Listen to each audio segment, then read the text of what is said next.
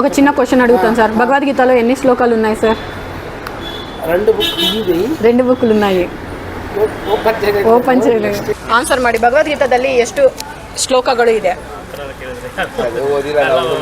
ಭಗವದ್ಗೀತೆలో ఎన్ని శ్లోకాస్ ఉన్నాయి? 570 ಶ್ಲೋಕಗಳು ఉన్నాయి. ಭಗವದ್ಗೀತಾದಲ್ಲಿ ಎಷ್ಟು ಶ್ಲೋಕಗಳು ಇದೆ? ಗೊತ್ತಿಲ್ಲ. ಸರಿ ಸರ್, ಭಗವದ್ಗೀತಾದಲ್ಲಿ ಎಷ್ಟು ಶ್ಲೋಕಗಳು ಇದೆ ಸರ್?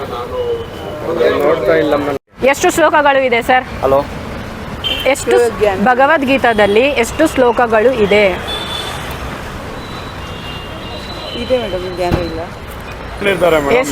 ಎಷ್ಟು ಶ್ಲೋಕಗಳು ಇದೆ ಭಗವದ್ಗೀತಾದಳು?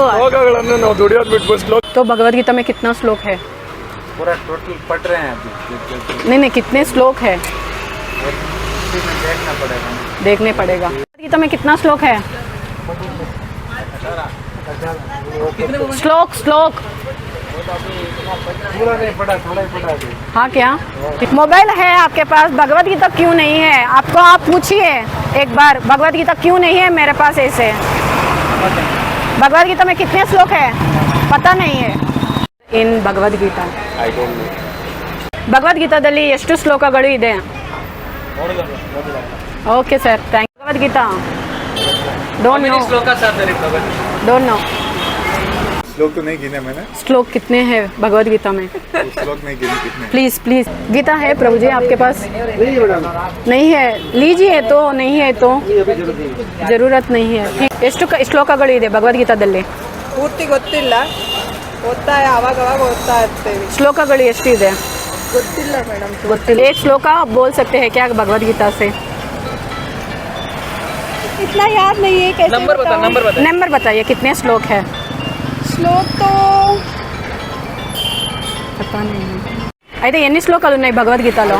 कितने श्लोक है भगवद्गीता में? तो हमने रेट नहीं किया, जब भी टाइम मिलता थोड़ा पढ़ते हैं. Do you have Bhagavad Gita? Yeah. So are you reading? Yes. How many slokas are there in Bhagavad Gita? 18,000. 18,000. ಎಷ್ಟು ಶ್ಲೋಕಗಳಿದೆ ಭಗವದ್ಗೀತಾ? ನಾನು ಓದಲ್ಲ, ನನ್ನ ಹೆಂಡತಿ ಓದ್ತಾಳೆ madam. Okay, how many slokas are there in Bhagavad Gita?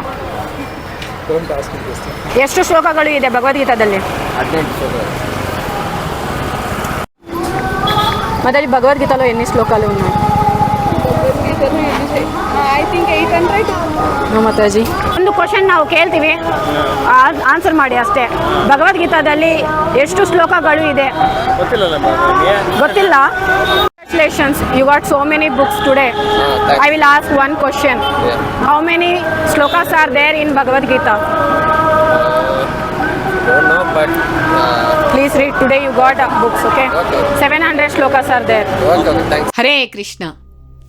ఒక చిన్న ప్రశ్న. మన జీవన ప్రయోజనం ఏమిటి? ఇది మనమే ఆలోచన చేయాలి. ఈ స్పష్టత మనకి ఉండాలి.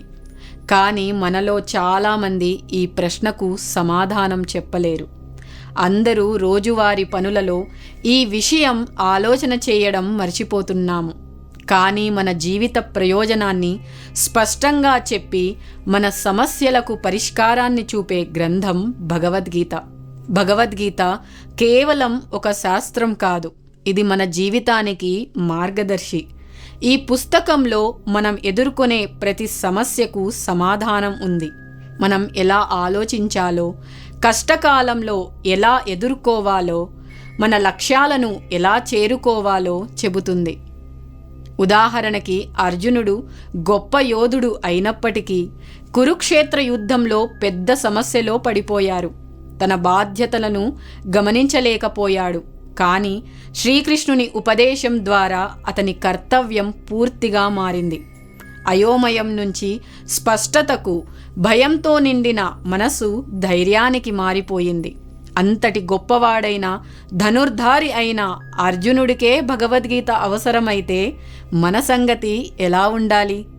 మనం ప్రతిరోజు ఒత్తిడి, సమస్యలు, అనిశ్చిత పరిస్థితులను ఎదుర్కొంటున్నాము. కానీ భగవద్గీత మనకు ఆ స్థితిని అధిగమించేందుకు ఎదుర్కొనే మార్గం చూపుతుంది. ప్రతిరోజు ఒక్క శ్లోకాన్ని చదవండి, దాన్ని అర్థం చేసుకోండి. అలా చేయడం ద్వారా మీ ఆలోచనల్లో, మీ పనుల్లో, మీ జీవితంలో గమనించదగిన మార్పు కనిపిస్తుంది. భగవద్గీత ప్రతి ఒక్కరికి ఉపయోగపడుతుంది. మీరు ఏ వయస్సు వారైనా, ఏ స్థాయి వారైనా, ఏ వృత్తి వారైనా భగవద్గీతను చదవవచ్చు. భగవద్గీతను చదవడం ప్రారంభించండి. హరే కృష్ణ.